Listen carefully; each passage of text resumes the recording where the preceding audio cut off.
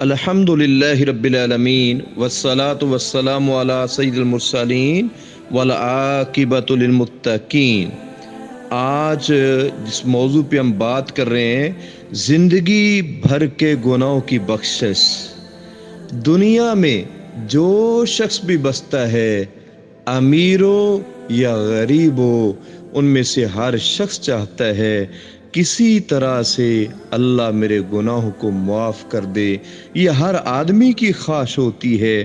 تو اللہ کے نبی صلی اللہ علیہ وسلم نے فرمایا، یہ روزہ اتنی بڑی اللہ کی طرف سے نعمت ہے کہ اللہ اس کے بدلے میں زندگی بھر کے گناہوں کو معاف کر دیتا ہے۔ امام الصائمین حضرت محمد رسول اللہ صلی اللہ علیہ وسلم فرماتے ہیں، من صام رمضان، جس آدمی نے رمضان کے روزے رکھے، ایماناً، ایمان کی حالت میں، و احتساباً، اور ثواب کی نیت سے، ساری کائنات کا سردار کہتا ہے، غفر لہ ما تقدم من ذنبی، اس کی زندگی کے پچھلے سارے گناہ معاف کر دیے جائیں گے۔